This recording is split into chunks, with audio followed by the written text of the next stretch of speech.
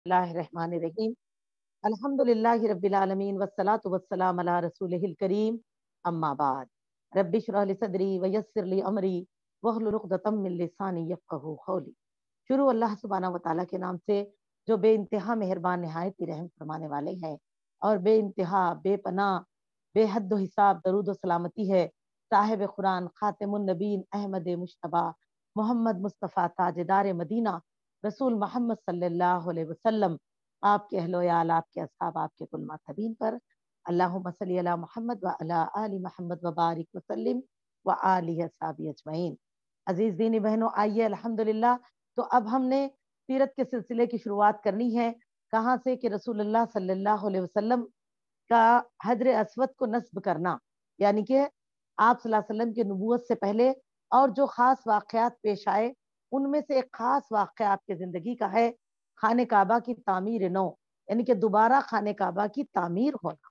तो अल्हम्दुलिल्लाह हम देखते हैं कि खाने काबा की दोबारा तामीर का वजह क्या हुई और किस तरह अल्लाह ताला ने अपने आखिरी नबी मोहम्मद सल्लल्लाहु अलैहि वसल्लम से भी तामीर के इस सिलसिले में हिस्सा लिया। तो अल्हम्दुलिल्लाह मेरी अजीज दीनी बहनों, इस तरह है मामला कि जब रसूलुल्लाह सल्लल्लाहु अलैहि वसल्लम की उम्र मुबारक जब 30 से 35 साल की हो चली, तो मक्के में एक जोरदार सैलाब आया जिससे खाने काबा की दीवारें फट गई, क्योंकि खाने काबा पहले कच्ची मिट्टी और पत्थरों से बना गया था।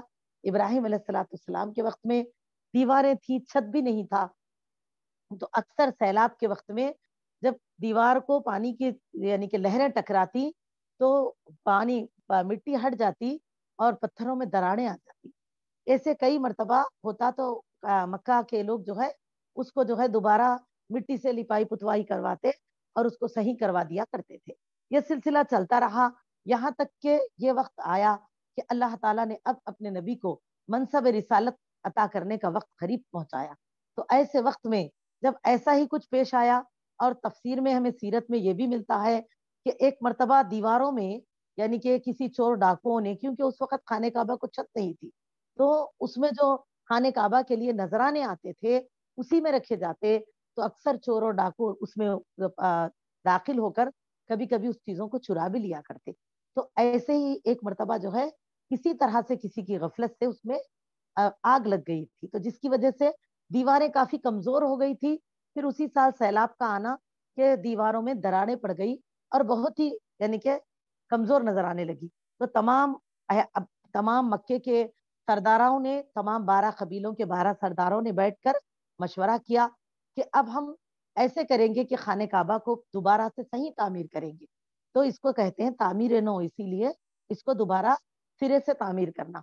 तो मेरी अजीज दीनी बहनों, अब तामीर के लिए कुरैश वगैरह सब कबीले के लोग तैयार हुए और इस मौके पर उन सब ने मिलकर एक फैसला किया कि इस तामीर में सिर्फ हलाल माल ही खर्च करेंगे।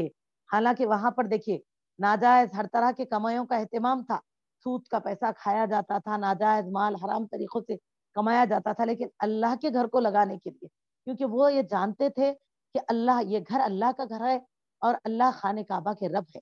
मेरी बहनों, अल्लाह इसीलिए तो उनको मुशरिकीन कहा गया, क्योंकि रुबूबियत के वो कायल थे, उलूहियत अस्मा और सिफात को नहीं समझते थे। तो अल्लाह ताला को कंप्लीट अल्लाह की तौहीद को नहीं समझना ही इंसान की जिंदगी में शिर्क दाखिल होता है। तो इसीलिए हमको क्या है, इल्म के साथ अल्लाह की तौहीद को समझना चाहिए। इसी वाकया से हमें एहसास हो रहा, देखिए। तो लिहाजा हालांकि वो एहतराम करते थे, इसीलिए वो लोगों ने क्या किया, अल्लाह रब्बुल आलमीन के घर के तामीर के लिए ऐसे माल से कुछ भी मदद न ली, सबने आपस में तकसीम कर लिया कि हर कबीले के लोग इतना इतना इतना माल जमा करेंगे और खाने काबा को तामीर करेंगे। लेकिन इसमें सूद की दौलत, नाहक कमाया गया माल, इसी तरह गैर शरई तरीकों से यानी कि कमाया गया माल, ऐसे चीजें हम इसमें इस्तेमाल नहीं करेंगे। तो मेरी अजीज दीनी बहनों, अब ये सब मुकम्मिल हुआ, इन्हें खाबा, अब आया वक्त खाने काबा को यानी कि दीवारों को गिराने का। ये लोग डरने लगे, मबादा अल्लाह का गजब कहीं उन पर टूट न पड़े, इसीलिए घबरा कर पीछे हटते। इरादा तो कर लिया, तैयारी भी कर ली, लेकिन अब हाथ लगाने के लिए घबरा रहे हैं। तब मेरी बहनों, इनमें से वलीद बिन मुगीरा उठा और ये कहने लगा कि हम लोग जो है ना, अच्छे इरादे से यानी कि नेक और साले इरादे से इन दीवारों को अगर हम नहीं निकालेंगे तो तामीर कैसे करेंगे, तो हमारा इरादा तो नेक है। تو جب ہم نیک ارادے سے کوئی کام کریں گے تو اللہ تعالیٰ اس کا ہم کو تھوڑی نا تکلیف دیں گے. لہٰذا اللہ مصلحین کو ہلاک نہیں کرتے، تو آگے بڑھے اور دیواروں کو ڈھہنا شروع کرے تاکہ ہم تعمیر کا ابتدا کر سکے. تو میری بہنوں، سب نے کہا کہ ولید بن مغیرہ سے کہ اگر واقع مشورہ تم نے دیا ہے تو ایک کام کریے، پہلا تم ہی اینٹ نکالیے اس میں سے ایک پتھر، اور جب نکال دیں گے تو ہم سب بھی تمہارے ساتھ شامل ہو جائیں گے. تو آگے بڑھ کر ولید بن مغیرہ نے ہی پہلے پتھروں کو نکالنا شروع کیا. جب لوگوں نے دیکھا کہ الحمدللہ اللہ تعالیٰ کی طرف سے کوئی ناراضگی کا اظہار نہیں، تو آگے بڑھے اور ایک ایک کر کے خانہ کعبہ کی دیواروں کو یعنی کہ وہ لوگ ڈھہنا شروع کرے، یہاں تک کہ ان بنیادوں پہ پہنچ گئے جہاں بنیاد ابراہیم علیہ السلام نے اٹھائی تھی. تو میری عزیز دینی بہنوں، اس کے بعد تعمیر کا سلسلہ شروع ہوا. تعمیر کے لیے ہر قبیلے کا الگ الگ حصہ مقرر تھا، اور اس طرح ہر کوئی قبیلے کا آدمی وہ سردار بھی ہوتا تو اللہ تعالیٰ کے گھر کی اس تعمیر کے لیے اپنے کندھوں پر پتھر ڈھو کر لاتے اور لا کر اس کو دیواریں اور تعمیر کرنے کے لیے بنیادیں بنانے میں حصہ لیے. الحمدللہ یہاں تک کہ رسول اللہ صلی اللہ علیہ وسلم نے بھی آپ صلی اللہ علیہ وسلم کے چچا عباس بن عبد المطلب جو تھے ان کے ساتھ پتھر اٹھا لانے کا کام میں حصہ لیے الحمدللہ. تو اس سے ہم بس یہی جانے کہ جو اتنے بھی خیر کے معاملات تھے، جنگ فجار خیر آپ صلی اللہ علیہ وسلم نے حصہ لیا، حلف الفضول اچھے معاہدہ آپ نے حصہ لیا، خانہ کعبہ کی تعمیر آپ نے حصہ لیا، لیکن ایسے ہی کبھی لیکن دوسری چیزوں میں نہیں. تو اس لیے دیکھیں معاشرے میں لاکھ ہو، اگر ہم صحیح ایمان پہ جینا چاہتے ہیں تو اچھی چیز جب ہو رہی تو ہم آگے بڑھے، اور اگر گناہ برائیاں ہو رہے تو اپنے آپ کو روک لے. اس طرح اللہ فرماتے ہیں وَتَعَاوَنُوا عَلَى الْبِرِّ وَالتَّقْوَى وَلَا تَعَاوَنُوا عَلَى الْإِثْمِ وَالْعُدْوَانِ. میری عزیز دینی بہنوں، تو اس طرح آپ دیکھیے آپ کی فطرت میں ابتدا سے ہی برائیوں سے کراہت تھی اور اچھائیوں کی طرف رغبت تھی. میری عزیز دینی بہنوں، تعمیر کا کام باخوم نامی ایک رومی معمار کر رہا تھا، یعنی کہ جیسے ہم لوگ بولتے انجینئر جو کہ بناتے، بلڈر بناتے، تو ایسے ہی ایک آدمی کو دیا گیا، رومی آدمی کو، کہ وہ اس خانہ کعبہ کو تعمیر کرنے کے لیے نقشہ وغیرہ صحیح طریقے سے بنائے. اور پھر کیا کیا گیا، اس بار چھت ڈالی گئی، دروازہ لگایا گیا، یہ تمام چیزیں عمل میں آئی. تو دیکھیے الحمدللہ، اسی لیے تو دنیاوی اسباب کی تیاری میں کوئی نئی چیز عمل میں آئے تو اس کو بھی نئے کام کے کرنے کو بدعہ کہتے، لیکن ایسی چیزوں میں کوئی بھی ہمارے لیے منع نہیں ہے. اسی لیے لوگ آج جیسے کہ اگر ہم کسی کو اگر بدعت سے روکتے جو دین میں زیادتی کر رہے تو وہ لوگ بولتے اچھا تو آپ صلی اللہ علیہ وسلم تو جھوپڑی میں تھے، تو آپ لوگوں کیوں بلڈنگوں میں رہ رہے؟ آپ صلی اللہ علیہ وسلم تو گھوڑے گدھے اور اونٹ پہ سواری کرے، پھر آپ لوگ کوئی کاروں میں پھر رہے، گاڑیوں پہ پھر رہے.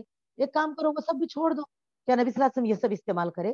آپ صلی اللہ علیہ وسلم جو کی روٹی کھائے، سرسوں کا ساگ کھائے، مگر ایسے چیزوں کا استعمال کرے، سرکے کا استعمال کرے. آپ لوگ بھی وہی لگا کہ کھاؤ، یہ بریانیاں وغیرہ کیوں کھا رہے ہو؟ تو یہ دنیا میں اسباب کے استعمال کے لیے اللہ نے رکھا ہے اور اللہ نے اس سے منع نہیں کیا.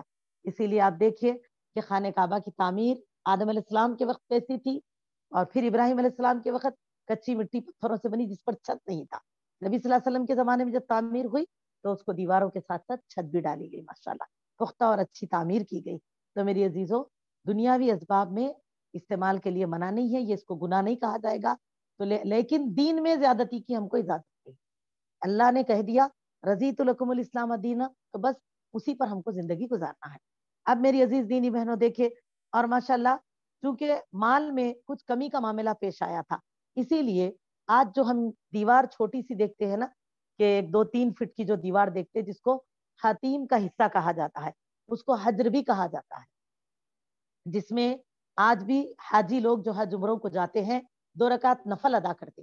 اور جو ہم کو فضیلت ملتی ہے اس کی حدیث صحیح سے ہے یہ کہ اس حصے میں جو چھوٹی سی باؤنڈری وال دیوار ہوتی ہے خانہ کعبہ کے چاروں کونوں سے، یعنی کہ دوسرے کونے سے لگی ہوتی ہے نا، دیکھتے ہم جب دروازے سے ذرا پار ہوتے ہیں، پہلا حجر اسود سے ہم رکن شروع کرتے ہی دروازے پار ہوتے وہاں سے ایک چھوٹی سی دیوار کی شروعات ہوتی، دیکھیے گول ایسا راؤنڈ، اور ایک دوسرے کونے پر آ کر وہ تکمیل ہو جاتی ہے.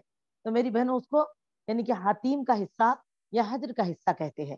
اس میں نماز کا پڑھنا، اللہ کے رسول صلی اللہ علیہ وسلم نے فرمایا خانہ کعبہ کے اندر نماز پڑھنے کی برابر کی فضیلت ہے، کیونکہ وہ حصہ خانہ کعبہ ہی کا حصہ تھا.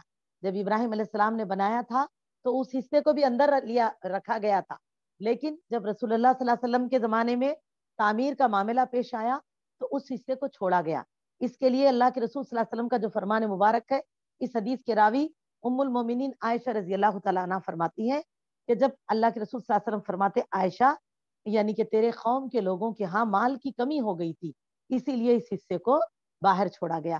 لیکن میری عزیز دینی بہنوں دیکھیے کعبے کا وہ حصہ جو باہر چھٹا, حالانکہ ایک زمانہ ایسا تھا لوگ خانہ کعبہ کے اندر داخل ہوتے تھے, ہر عام و خاص اور اندر عبادتیں ہوتی تھی, لیکن خانہ کعبہ کی پاکیزگی کے بعد رسول اللہ صلی اللہ علیہ وسلم کے نے خانہ کعبہ کو ہمیشہ کے لیے مخفل فرمایا, اور آج بھی ہم دیکھتے وہ مخفل رہتا, خفل رہتا دروازے کو, اور خاص خاص لوگ ہی داخل ہوتے, صرف خانہ کعبہ کا طواف کیا جاتا ہے, اندر نہیں جانے دیتے, کیونکہ یہ حکمت لازم ضروری تھی کہ اب کوئی رسول آنے والے نہیں ہے, کوئی پیغمبر آنے والے نہیں ہے, تو لازم ہے کہ اب اس کی حفاظت کی جائے, شرک جیسی گندگی یا پلیدگی پھر دوبارہ نہ پیش آئے, قیامت تک اس کی حفاظت ہو, جس کا وعدہ اللہ نے ابراہیم علیہ السلام سے بھی لیا تھا کہ میرے طواف کرنے والے, نماز پڑھنے والے, خانہ کعبہ کے پاس رکوع سجدے کرنے والے بندوں کے لیے اس کو پاک رکھے ہر طرح کے شرک سے.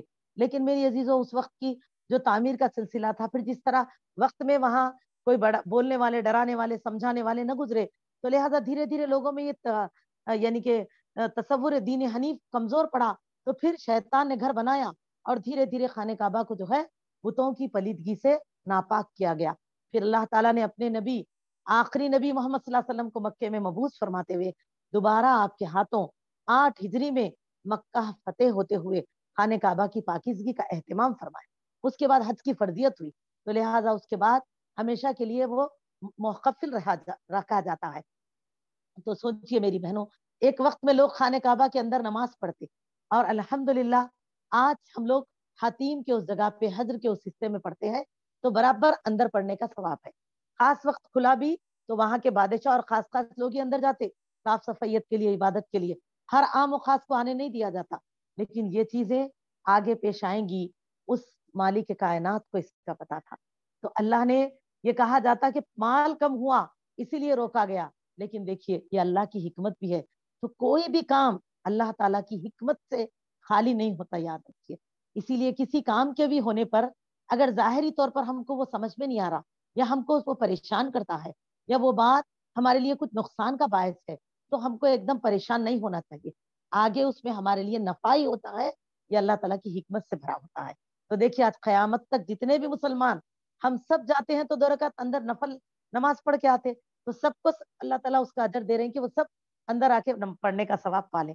سبحان اللہ عما یشرکون, یہ ہے اللہ احکم الحاکمین. اسی لیے اللہ تعالیٰ کو حکیم کہا گیا ہے, جو نام ہم پڑھتے ہیں, حکمت سے بھرے رب العالمین, جس کے ہر فیصلے میں بندوں کا فائدہ اور بہت ہی حکمت پوشیدہ ہوتی ہے. تو میری عزیز دینی بہنوں, اس طرح تعمیر کا سلسلہ پورا ہوا. لیکن جب دیواروں کی تعمیر حجر اسود جہاں نصب کیا گیا وہاں تک پہنچی, تو اب معاملہ تو سرداروں کی شان پر آ گیا. اب تمام سردار یہ سوچے کہ کیونکہ حجر اسود سب کو ہی علم تھا کہ وہ پتھر ہے جو کہ جنت سے آیا ہے, کیونکہ یہ سب تاریخ سن چکے تھے, تاریخ جانتے تھے, ابراہیم علیہ السلام کی سیرت طیبہ کو بھی سن چکے تھے. اب یہ بات اور میری بہنوں, وقت نے یعنی کہ فاصلے نے اسلام کی تعلیمات اور دین کی, ایمان کی تعلیمات نہ ہونے میں ان لوگوں کو اللہ سے دور کر کے شرک و کفر میں مبتلا کر دیا تھا. اسی لیے تو چاہیے ہم کو کہ قرآن حدیث سے جڑے رہیں گے تو ہمارے دلوں میں اسلام کی تر و تازگی رہے گی. تو میری بہنوں وہاں دیکھو, ہم یہاں 15 دن اگر کوئی دینی بات نہیں سنتے تو ہمارے نمازیں کمزور پڑنے لگتی. تو آپ سوچئے وہ لوگوں کے ہاں 2500 سال سے کوئی پیغمبر نہیں, تو لوگوں کے معاملے کیا ہو گئے تھے. اس طرح وہ لوگ دین ابراہیم میں دھندلے پڑ چکے, اسی لیے عبادتیں بھی کرتے تھے تو منمانی ملاوٹیں تھی اس کے اندر میں. تو میری عزیز دینی بہنوں, اس طرح سے آپ دیکھیں جبھی وہ لوگوں نے, کیونکہ اس کی فضیلت کو لیکن جانتے تھے, حجر اسود وہ پتھر ہے جو جنت سے آیا ہے, اسی طرح مقام ابراہیم بھی وہ پتھر ہے جو اللہ کی رحمت ہے, جس میں ابراہیم علیہ السلام کے قدموں کے نشان ہے الحمدللہ. تو میری عزیزوں, اسی لیے وہ لوگوں نے سوچا کہ ہم میں سے جو کوئی بھی, جو سردار کے ہاتھوں بھی یہ حجر اسود وہاں پر لگایا جائے گا الحمدللہ, تو اس کے قبیلے کی شان بھی بڑھے گی, اس طرح ان کی عزت اکرام ہوگا, اس کو شرف حاصل ہو گیا تو یہ پتھر رکھنے کا, حجر اسود کے لگانے کا.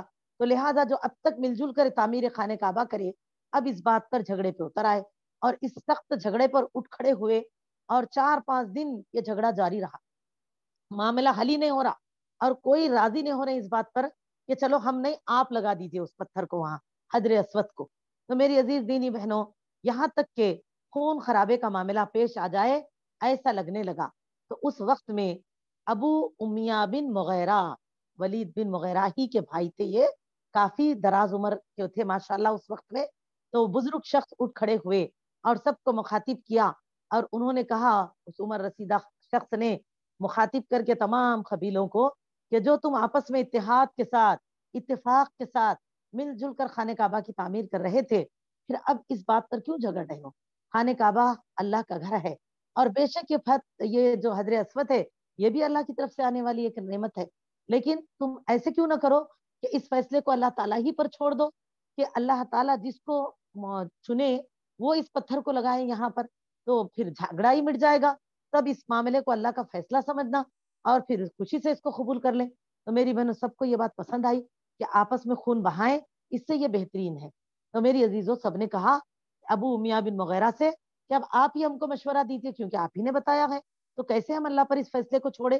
تو میری بہنوں انہوں نے ایک تجویز پیش کی، کہا کہ ایسے کریں کہ آپ تمام کو چھوڑ کر سب سے پہلے جو شخص داخل ہوگا اگلے دن صبح، جو شخص بھی خانہ کعبہ میں داخل ہوں گے، ان کو اللہ تعالیٰ کی طرف سے حاکم سمجھنا، اللہ نے تمہارا حاکم یعنی کہ فیصلہ کرنے والا بنایا، یہ بنانا فیصلہ کرنے والا بنا کر بھیجا، یہ سمجھنا، اور ان کے فیصلے کو قبول کرنا، ان سے اس بات کو حل کروانا کہ کون اس پتھر کو یہاں لگائیں گے، ایسے تمہارا معاملہ آسانی سے حل ہوگا اور اس گھر کی تعمیر بھی تم آسانی سے تکمیل کرو گے۔ تو سب نے کہا چلو ٹھیک ہے۔ اور میری بہنوں اس طرح پورے بقیہ جتنے بھی سرداران ہیں خانہ کعبہ میں انتظار کر رہے تھے کہ دیکھیں اگلے دن صبح سویرے منہ اندھیرے اللہ تعالیٰ کن کو ان کا حاکم بنا کر بھیجتے ہیں۔ اور میری بہنوں پھر کیا دیکھا، جب صبح کی اولین کرنیں زمین گری تو جو شخصیت خانہ کعبہ کے دروازے میں جلوہ افروز ہوئے، جن کو اللہ تعالیٰ نے ان کا حاکم، مکے والوں کا حاکم بنا کے بھیجا، وہ کوئی اور نہیں تھے، وہ رسول اللہ محمد صلی اللہ علیہ وسلم تھے۔ آپ صلی اللہ علیہ وسلم کو جیسے ہی دیکھا کہ آپ صلی اللہ علیہ وسلم اس واقعے سے، یہ ہونے والے آج جو مشورہ ہوا، اس مشورے سے، اس معاملے سے بالکل بے تعلق، بے علم تھے، اس وقت وہ وہاں موجود نہیں تھے۔ تو اگلے دن آپ صلی اللہ علیہ وسلم جو ہے اس طرف چلے، اور وہاں پر یعنی کہ آپ صلی اللہ علیہ وسلم پہنچے تو دیکھا کہ یہ لوگ پہلے سے ہی وہاں موجود ہیں، اور انہوں نے جیسے ہی دیکھا ان کے زبانوں سے نکلا ھذا امین، یہ تو امانت دار ہے، رضینا ھذا محمد، انہوں نے کہا ہم تو راضی ہیں ان سے، کیونکہ یہ امانت دار سچے صادق انسان ہے، اور یہ ہم میں سے بھی کسی کے معاملے میں کوئی ایسا خیانت کا فیصلہ نہ کرے گی۔ اور فرمایا میری بہنوں کہ ھذا محمد، یہ تو محمد صلی اللہ علیہ وسلم محمد ہے۔ وہ کہتے تھے لیکن ہمارے لیے ضروری ہے اب سب صلی اللہ علیہ وسلم کہتے رہیے، بار بار نبی صلی اللہ علیہ وسلم کا نام آ رہا ہے۔ تو میری بہنوں اس طرح وہ خوش ہو گئے، اور معاملہ رسول اللہ صلی اللہ علیہ وسلم کو تفسیر کے ساتھ سنایا گیا۔ جب آپ صلی اللہ علیہ وسلم نے اس تفصیل کو سنا تو میری بہنوں بڑے ہی خندہ پیشانی کے ساتھ آپ آگے بڑھے۔ دیکھیے ہم لوگ کیا بولتے دنیا میں کہ ارے بھائی اب دین کے حساب سے لے کے بیٹھے معاملے کہاں حل ہوتے، حالانکہ میری بہنوں آج بھی اور قیامت تک بھی آسان معاملات زندگی کے مسائل کو حل کرنے کے لیے مسلمان ہی نہیں، پورے ابن آدم اللہ محمد صلی اللہ علیہ وسلم کی سنتوں کے محتاج، اللہ کے دین کے محتاج ہے، جو الدین یسرن، دین آسان ہے۔ ہم کہتے وہ بال سے باریک تلوار سے تھے، کون بول رہے؟ خود مسلمان بول کے اتنا اپنے آپ کو گھبرا کے دور کر لیے، تو یہ ہم نہیں، ہماری زبان سے شیطان بلوا رہا ہے۔ یاد رکھیے اس قول کو بدلیے اور آئیے اس آسانی سہولت کی طرف۔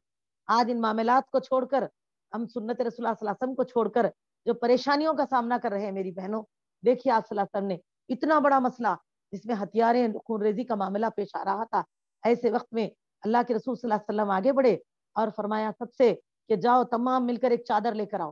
سب سردار گئے، ایک چادر لے کر آئے، فرمایا آپ صلی اللہ علیہ وسلم نے وہاں پر اس کو بچھا دیا جائے، سب نے اس کو بچھا دیا۔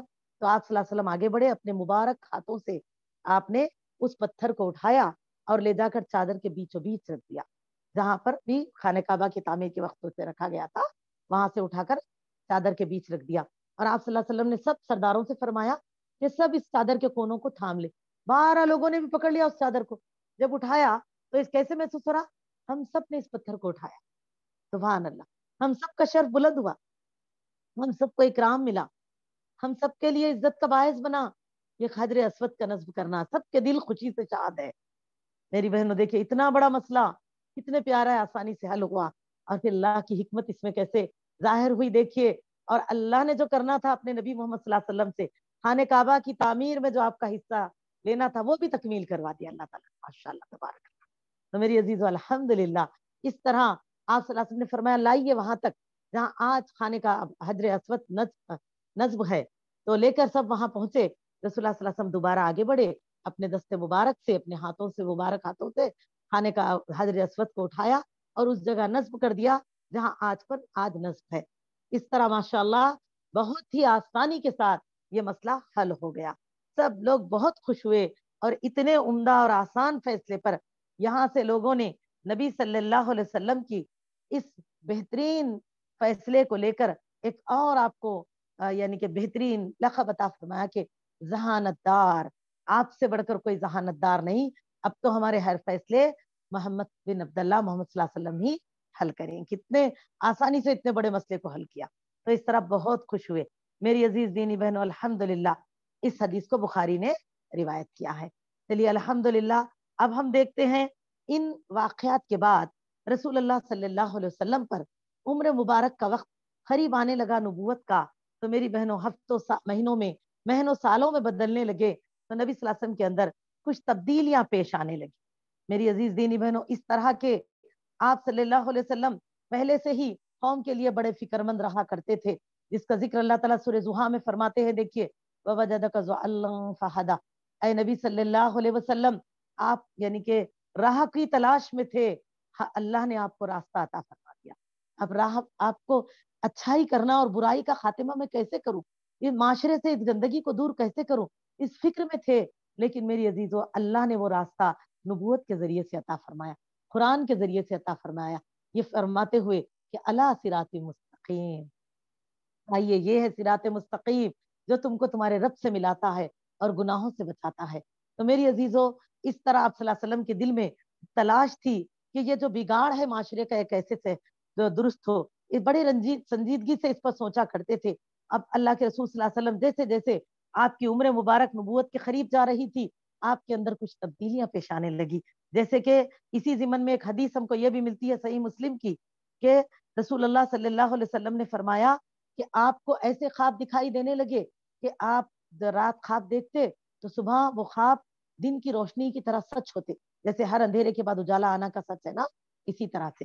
اور میری بہنوں آپ صلی اللہ علیہ وسلم کا فرمان مبارک ہے، میں مکے میں ایک پتھر کو پہچانتا ہوں، نبی صلی اللہ علیہ وسلم فرماتے ہیں، جو نبوت سے پہلے مجھے سلام کیا کرتا تھا، یعنی کہ آپ صلی اللہ علیہ وسلم یہاں سے گزرتے تو وہ پتھر آپ کو سلام کیا کرتا تھا۔ آپ صلی اللہ علیہ وسلم یعنی کہ اتنا اس سے یعنی کہ معاملہ ہر بار پیش آ رہا تو کیا ہوتا، ہم جان لیتے نہیں اس چیز کو، یہی درخت ہے، وہ یہی چیز ہے، تو آپ صلی اللہ علیہ وسلم فرماتے میں اس پتھر کو جانتا ہوں۔ تو میری عزیزو اس طرح سے اب آپ میں تبدیلیاں بھی ظاہر ہونے لگی، طبیعت میں بھی، اور میری بہنوں پھر آپ نے تنہائی پسند آنے لگی۔ ایسے بھی آپ ہمیشہ شور و غل ایسے چیزوں میں حصہ نہ لیتے تھے، لیکن اب تو آپ کو جو تنہائی پسند آنے لگی تو آپ نے اپنے لیے جبل نور نامی پہاڑ، جس میں غار ہیرا، ایک غار تھا ہیرا، تو اس پہاڑ کا انتخاب فرمایا۔ یہ ایک مشہور پہاڑ ہے، اصل مکہ سے تقریباً 2 میل کے فاصلے پر ہے، اس کی بلند چوٹی دور سے نظر آتی ہے مکہ میں، اس چوٹی کے بائیں طرف کچھ نیچے اترنے کے بعد غار واقع ہے، غار کی لمبائی چوڑائی 4 میٹر سے کچھ کم اور چوڑائی 1.5 میٹر سے کچھ زیادہ ہوتی ہے، صحیح مسلم کی حدیث ہے۔ رسول اللہ صلی اللہ علیہ وسلم نے اس غار کا انتخاب فرمایا، اور اب جو ہے کئی وقت جب کبھی دل اوب جاتا تو آپ صلی اللہ علیہ وسلم جا کر وہاں پر وقت گزارتے، اپنے ساتھ کچھ کھجور، ستو، پانی وغیرہ لے جاتے، اور میری بہنوں پھر اس کے تکمیل کے بعد آپ لوٹ آتے۔ یہ سلسلہ چلتا رہا یہاں تک کہ نبوت کے آغاز کے تعلق سے یہ ملتا ہے کہ نبوت سے 3 سال پہلے رسول اللہ صلی اللہ علیہ وسلم میں ایک اور تبدیلی یہ پیش آئی کہ آپ صلی اللہ علیہ وسلم ہر رمضان کا مہینہ ان 3 سال یہاں تک کہ نبوت کا اظہار ہوا، آپ صلی اللہ علیہ وسلم جو ہے 3 سال سے برابر رمضان کا پورا مہینہ آپ صلی اللہ علیہ وسلم غار ہیرا میں گزارا کرتے، اور کبھی کبھی کھجور، ستو، پانی وغیرہ جو لے گئے اس کے تکمیل ہو جانے کا احساس امت کی ماں خدیجہ رضی اللہ تعالیٰ عنہ کو ہوتا، تو امت کی ماں اپنے جو گھر غلام، آزاد کردہ غلام تھے زید بن حارثہ، تو ان کے ہاتھوں آپ صلی اللہ علیہ وسلم کے لیے یاد دہانی کے ساتھ کچھ بھجوا دیا کرتی کہ اتنے دن ہو چکے ہیں، لے گئے تھے تو کچھ اتنا ساتھ آپ صلی اللہ علیہ وسلم ابھی لوٹ کر نہیں آئے، تو یہ آپ صلی اللہ علیہ وسلم تک پہنچا دیا جائے۔ اس طرح امت کی ماں نے بھی آپ کا بھرپور تعاون کیا میری بہنوں اس معاملے میں۔ اسی لیے تو آپ دیکھیے نبی صلی اللہ علیہ وسلم بھی آپ کو اتنا ہی محبت کا فرماتے، اور اللہ نے بھی ان کو شرف ایسے دیا کہ سب سے پہلے اسلام قبول کرنے والی خواتین میں امت کی ماں ہی کا درجہ ہے۔ سبحان اللہ۔ تو میری عزیز دینی بہنوں، اس طرح وقت گزرتا رہا، یہاں تک کہ ام المومنین عائشہ رضی اللہ تعالیٰ عنہ فرماتی ہے نبی صلی اللہ علیہ وسلم کے اوپر نبوت کی شروعات ایسے ہوتی ہے کہ سب سے پہلے تو سچے خواب نظر آنے لگے، جو خواب آپ رات میں دیکھتے دن کے اجالے میں صحیح ہونے لگے۔ پھر آپ تنہائی پسند کرے، غار ہیرا کو چنے، اور پھر آپ فرماتی ہیں لگاتار 2 سال ایسے ہی گزرے کہ پورا رمضان کا مہینہ آپ وہاں گزار کر لوٹ آتے۔ اور میری عزیزو، ایسا ہی آپ کی عمر کا وہ 40 سال تکمیل ہونے کے والا سال تھا جب آپ 41ویں سال میں داخل ہوئے، ماہ رمضان آیا، تو ہمیشہ کی طرح آپ غار ہیرا کی طرف رخ کرے، اور ذکر الہی میں، عبادتوں میں جیسے آپ کو یعنی کہ اللہ تعالیٰ کی طرف رغبت ہو رہی ہے، آپ اس انداز میں مشغول ہو جاتے عبادتوں میں۔ یہاں تک کہ میری بہنوں، یہ وہ رمضان تھا جس سال لیلۃ القدر کی راتوں میں، جیسے کہ اللہ تعالیٰ کا فرمان مبارک ہے شہر رمضان الذی انزل فی القرآن، اللہ نے فرمایا کہ مہینہ رمضان کا ہم نے نازل کیا قرآن کو۔ اسی طرح سورہ قدر میں اللہ تعالیٰ فرماتے ہیں اِنَّا أَنزَلْنَاهُ فِي لَيْلَةِ الْقَدْرِ، بے شک ہم نے اس کتاب کو لیلۃ القدر میں نازل کیا، قدر و منزلت والی راتوں میں۔ تو میری عزیز دینی بہنوں، پھر وہ مہینہ، وہ راتیں آ گئی، اور پھر ایک رات آپ صلی اللہ علیہ وسلم ہمیشہ کی طرح غار ہیرا میں ہیں، اپنی عبادتوں میں، اپنی تنہائی میں مشغول ہیں، کہ دیکھا جبریل علیہ السلام نازل ہوئے اور آپ صلی اللہ علیہ وسلم کو وحی نبوت سے نوازا۔ اور میری عزیز دینی بہنوں، اللہ کے نبی صلی اللہ علیہ وسلم فرماتے ہیں کہ جب جبریل علیہ السلام آپ صلی اللہ علیہ وسلم کے پاس پہنچے، تو میری بہنوں، آپ نے نبی صلی اللہ علیہ وسلم کو یہ فرمایا کہ یعنی کہ تمام اس باتوں کی خوشخبری سنانے کے بعد کہ آپ جبریل اللہ کے فرستادے فرمان الہی نبیوں تک لانے والے فرشتے ہیں، پھر آپ کو یہ خوشخبری بتائی گئی کہ اللہ تعالیٰ نے آپ کو جو ہے منصب رسالت کے لیے منتخب فرمایا، کہ جبریل علیہ السلام نے آپ کو حکم فرمایا، اللہ تعالیٰ کا حکم فرمایا کہ اقرا یا محمد صلی اللہ علیہ وسلم، پڑھیے اے محمد صلی اللہ علیہ وسلم۔ تو کچھ تعلیمات جو آپ لے کر آئے تھے تلاوت قرآن کی، وہ آپ کو پڑھانا چاہتے تھے۔ میری بہنوں، اکثر مفسران دین لکھتے ہیں پہلی تعلیم جو آئی تھی شاید کہ اس طرح آئی لکھائی کی شکل میں، اسی لیے رسول اللہ صلی اللہ علیہ وسلم کو پڑھنا مشکل ہوا، کیونکہ اگر کوئی غیر پڑھے لکھے شخصیت کو ہم زبانی پڑھانے کی کوشش کریں تو بآسانی پڑھتے، لیکن اگر دیکھ کر پڑھنے کے لیے کہے تو ان کو جب نہیں آتا تو مشکل ہو جاتا ہے۔ اور وہ پہلی جو آیتیں تھی وہ سورہ علق، سورہ نمبر 96، پارہ نمبر 30، آیت نمبر 1 to 5، اقرا بسم سے لے کر علم الانسان ما لم یعلم۔ تو میری عزیز دینی بہنوں، آپ صلی اللہ علیہ وسلم کو جب یہ بتایا گیا کہ اقرا یا محمد صلی اللہ علیہ وسلم، آپ نے فرمایا، رسول اللہ صلی اللہ علیہ وسلم فرماتے ہیں ما انا بقارئ، میں پڑھا لکھا نہیں ہوں۔ سبحان اللہ۔ آپ فرماتے ہیں میں پڑھنا نہیں جانتا، تو لہٰذا میں یہ نہیں پڑھ سکتا۔ میری بہنوں، جبریل علیہ السلام نے اللہ کے رسول صلی اللہ علیہ وسلم فرماتے ہیں اس پر انہوں نے مجھے پکڑ لیا اور اس زور سے دبوچا، یعنی کہ سینے سے مبارک سے لگایا اور چھوڑ دیا، پھر مجھے چور کر ڈالا، یعنی کہ بڑی سختی سے دبوچ کر چھوڑا، پھر چھوڑ کر فرمایا اقرا، پڑھیے۔ آپ نے پھر فرمایا ما انا بقارئ، نہیں میں پڑھنا نہیں جانتا۔ تو ایسے 3 مرتبہ سلسلہ چلا، اور جب چوتھی مرتبہ یا تیسری مرتبہ جبریل علیہ السلام نے حکم الہی کے ذریعے سے، جیسے کہ اللہ کے رسول صلی اللہ علیہ وسلم فرماتے ہیں فَأَخَذَنِي، پھر جب آپ نے مجھے یعنی کہ سختی سے بھینچا، فَغَطَّانِي ثَلَاثَةً، تیسری مرتبہ، تو آپ فرماتے ہیں ثُمَّ أَرْسَلْنِي فَقَالَ، پھر چھوڑا۔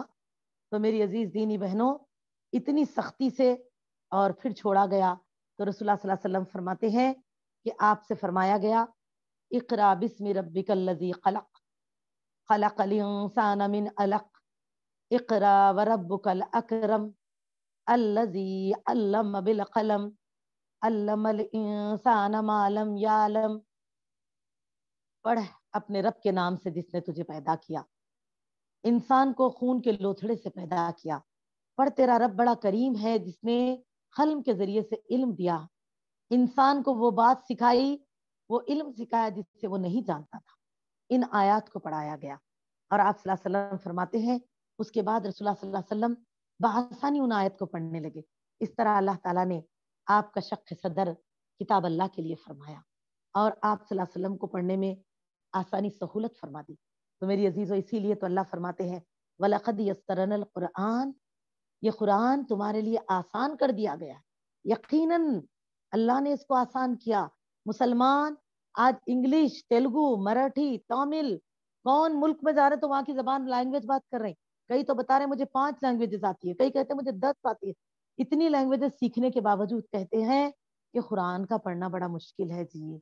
हो गया, पढ़ लिए, उमरा हो गए हमारे, अब हम कहाँ पढ़ सकते बताओ।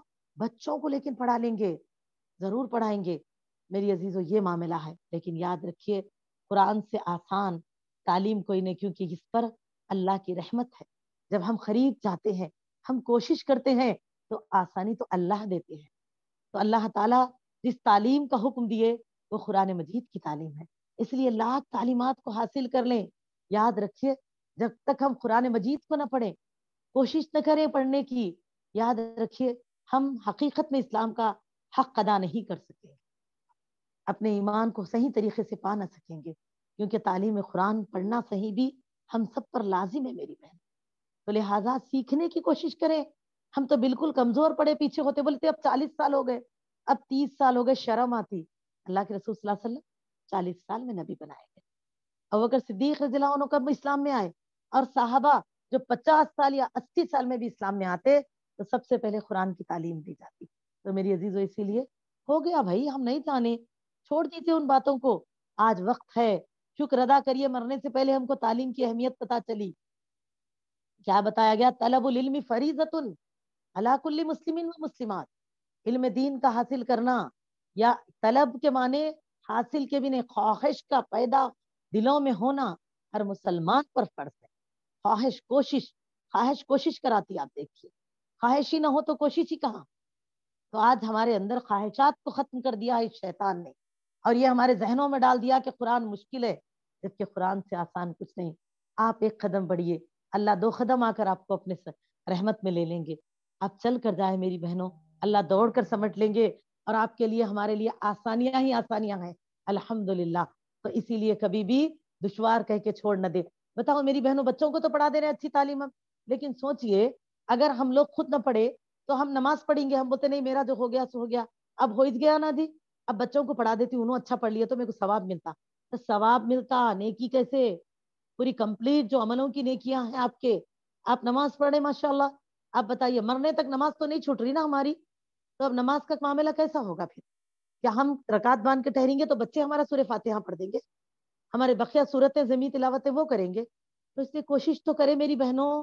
कहीं बुखारी मुस्लिम की हदीस है, उम्मत की माँ आयशा रजी अल्लाह तआला अन्हा फरमाती हैं कि जो कुरान मजीद को रवानी से पढ़ते हैं, नबी सल्लल्लाहु अलैहि वसल्लम ने फरमाया वो हफ्फाज, वो खारी, जो रवानी के साथ फर फर पढ़ते हैं, अल्लाह सुब्हानहू व तआला उनको बरोज क़यामत मुकर्रम मोहतरम फरिश्तों के साथ उठाएंगे। लेकिन वहीं पर फरमाया गया और जो मुश्किल से पढ़ते हैं वो लोगों के लिए वमन ततअक्का, पढ़ने में दुश्वारी है, तो मुराद ये नहीं है कि गलतियां पढ़ते चले जा रहे, बोल रहे इसी पे इत्मीनान है, बल्कि कोशिश कर रहे हैं लेकिन तकलीफ से गुजर रहे हैं। बार बार एक आयत को, एक जुमले को समझ समझ के दोहरा दोहरा के मखारिज में तकलीफ हो रही है, तो कभी यानी कि तलावत में तकलीफ हो रही है। वह लेकिन कर रहे हैं कोशिश कि अल्लाह बस हम पाकर रहेंगे, आपको राजी करेंगे, आखिरी सांस तक कोशिश करेंगे अल्लाह हम जरूर सही तलफ्फुज के साथ, मखरज के साथ कुरान मजीद तजवीद के साथ पढ़ेंगे। तो मेरी अजीज दीनी बहनों, फरमाया उनको तो उससे भी दोहरा अजर, दोहरा अजर है। देखा, इससे हफ्फाज की फजीलत को कम नहीं किया जा रहा, बल्कि आम लोगों के अंदर जज्बा जगाया जा रहा कि आगे बढ़िए, पढ़िए। शैतान क्या डरा रहा, आपको क्या पढ़ते थी भाई, जाके खाली पीरी शर्मिंदगी होती, लोग हंसते, अम्मा इन उम्र में पढ़े बोलते। उसका काम ही है रुकावट पैदा करना। वो कैसे गवारा करे कि हम पढ़े, जब तक पढ़े अल्लाह की रहमत में रहे। अगर हम पढ़े इस इरादे से कि अल्लाह मैं पढ़ूंगी, पूरे कुरान को सही पढ़ने के बाद خود پڑھوں گی پھر اس کے بعد دوسروں کو پڑھانا شروع کر دوں گی. اگر ہم 2 آیتیں بھی صحیح کر کے پڑھ لیں، اگر انتقال ہو جائے تو اللہ اس کو پہنچانے تک کا ثواب ہم کو دیں گے میری بہن. الحمدللہ. حدیث سے صحیح کے الفاظ. نیت جو اگر ہم نے خیر کی تو کیسے وہ چاہے گا کہ ہم کامیاب ہو جائے. اللہ کے رسول صلی اللہ علیہ وسلم ایک حدیث میں فرماتے ہیں بندہ کہ جب کسی نیک کام کا ارادہ کرتا ہے اور ہم تلاوت قرآن کی طرف چلتے ہیں، پڑھنا شروع کرتے ہیں، تکمیل کا شوق ہے، لیکن شاید ہم نورانی قاعدے میں ہی انتقال کر جائیں. ہر ایک کے لیے دعا ہے اللہ لمبی عمر دے. ایسا مت سوچیے باجی نے یہ کہہ دیا. میری بہنوں لیکن موت تو برحق ہے نا. اگر موت آ جائے اور ہم صرف نورانی قاعدہ ہی پڑھ رہے تھے لیکن نیت تھی کہ پوری قرآن کو میں صحیح تجوید کے ساتھ، صحیح تلفظ کے ساتھ، حافظ، قاری، مفتی، اللہ یہ نہیں دیکھیں گے، ہم جو پڑھ رہے صحیح پڑھیے، یہ اس کے اوپر کے درجے ہے، لیکن سب کو نارمل صحیح تجوید کے ساتھ پڑھنا ضروری ہے. تو میری بہنوں ہم کوشش کرنے کے لیے نکلے تھے اور ہم نے نورانی قاعدہ ہی پڑھ رہے تھے، انتقال ہو گیا. اللہ تعالیٰ پورے قرآن کے تکمیل کی اجر عطا فرمائیں گے انشاءاللہ. تو یہ کیا بہترین واپسی ہے نا. اس لیے غنیمت جانیں اللہ نے ہم کو وقت دیا ہے، آئیے آگے بڑھیے. یہ چیزوں کو، شیطان کی رکاوٹوں کو چھوڑ کر کتاب اللہ کو اپنائیے، کتاب اللہ کو پڑھنا شروع کیجیے، کیونکہ یہ سب سے آسان کلام ہے. یہ ہمارے اللہ کا کلام ہے، یہ ہمارے رسول اللہ صلی اللہ علیہ وسلم کے زبانی پڑھا گیا کلام ہے. اسی کے لیے تو ہماری زندگی ہے میری بہنوں. تو لہٰذا آگے آئیے، چلیے ماشاءاللہ. تو سب سے پہلا حکم بھی کیا ہے؟ دیکھو، اقرا، پڑھ. لیکن یہی وہ کتاب ہے جس کو سب سے زیادہ بند کر کے رکھتے ہو، پڑھنے سے دور ہے. کبھی پڑھ لیے 7 سال میں ختم، پھر 70 سال تک کھولا نہ گیا. کبھی کھولا گیا تو رحمت کے لیے، برکت کے لیے، بخشش کے لیے، خصوصی اوقات میں. حالانکہ یہ وہ کتاب ہے جس کو القرآن کہا گیا. قرآن کے معنی ہوتے سب سے زیادہ پڑھا جانے والا کلام. اور عزیزو ہم کو اس لیے آگے بڑھیے، کتاب اللہ کو اپنے گھروں میں جزدان میں باندھ کر محفوظ رکھنا نہیں ہے، بلکہ اس کو پڑھنا، پڑھتے ہی رہنا ہے یہاں تک کہ ہماری جان تکمیل ہو جائے. اسی پر تو جنت کے درجات کی بلندی ہے. تو میری عزیزو چلے اب ہم سیرت کو تکمیل کریں انشاءاللہ، یعنی کہ آگے بڑھے. سیرت میں ابھی جو وقت ہے اس میں جتنا لینا ہے اس کو تکمیل کر دیں انشاءاللہ. یہاں سے نبی صلی اللہ علیہ وسلم کے گھر پہنچ کر واقعہ بتانے تک نبی صلی اللہ علیہ وسلم کے. تو اب دیکھیے اللہ کے رسول صلی اللہ علیہ وسلم کیا فرماتے ہیں. پھر نبی صلی اللہ علیہ وسلم کا وہاں رکنا مشکل ہو گیا، لیکن جسم پہ ایک کپکپی سی تھی، دل میں ایک عجیب سی حیبت سی تھی جو نہ بیان کر سکے، ایسی حالت ہو رہی تھی. تو آپ صلی اللہ علیہ وسلم بڑی تیزی سے گھر لوٹ چلے. اور جب گھر پہنچے تو آپ صلی اللہ علیہ وسلم نے خدیجۃ الکبریٰ رضی اللہ تعالی عنہا سے مخاطب ہو کر فرمایا، یا خدیجہ زمبلونی زمبلونی، اے خدیجہ مجھے چادر اڑا دو، مجھے چادر اڑا دو. اور آپ لیٹ گئے. امت کی ماں نے آپ پر چادر اڑا دی اور آپ آرام پائے، تھوڑا سا طبیعت بحال ہوئی. تو آپ صلی اللہ علیہ وسلم نے امت کی ماں کو پورا واقعہ سنا دیا اور ان آیتوں کو پڑھ کر سنایا. اور آپ صلی اللہ علیہ وسلم نے فرمایا، لقد خشیت علی نفسی. آپ صلی اللہ علیہ وسلم فرماتے ہیں مجھے اپنی جان کا ڈر لگتا ہے خدیجہ، کہ ایسا کبھی میرے ساتھ نہیں ہوا، بڑا ایسا عجیب ہوا. اور وہ آیتیں بھی آپ پڑھ کر سنائے. اور میری بہنوں پھر آپ نے فرمایا میری طبیعت جو ہو رہی ہے بے چین سی لگتا ہے، لقد خشیت علی نفسی، میری جان کا ضائع ہونے کا ڈر لگ رہا ہے. تو امت کی ماں نے میری بہنوں کیا پیاری تسلی دی. دیکھیے انہوں نے فرمایا، امت کی ماں نے، کلا واللہ، آپ نے فرمایا کلا ہرگز نہیں، واللہ اللہ کی قسم، یا محمد صلی اللہ علیہ وسلم، یعنی کہ یا ابو القاسم، اے ابو القاسم، آپ نے فرمایا ایسا ہرگز نہیں ہو سکتا. ماں یخزیک اللہ ابدا، آپ نے کہا اللہ آپ کو کبھی رسوا نہیں کریں گے اور ضائع نہیں کریں گے. انک لا تصیل الرحیم، آپ نے کیا کہا؟ آپ تو صلہ رحمی کرتے ہیں. تحمل الکلا، آپ تو بے سہاروں کا بوجھ اٹھاتے ہیں. اور آپ نے فرمایا وتکسب المعدوم، اور آپ وہ ہیں جو تنگ دست لوگوں کی مدد کرتے ہیں. وتقری الضیفہ، اور آپ نے کہا مہمان نوازی کرتے ہیں، لوگوں کی میزبانی کرتے ہیں آپ. وتعین علی نوائب الحق، اور آپ نے فرمایا حق کے سلسلے میں پیش آنے والے مصائب پر مدد کرتے ہیں دنیا کی. تو اللہ تعالیٰ آپ کو ہرگز ضائع نہیں کریں گے. کیا پیاری تسلی دی دیکھیے ماں نے. الحمدللہ میری عزیزو، اس حدیث کو بخاری نے روایت کیا، کتاب الوحی، حدیث نمبر 3.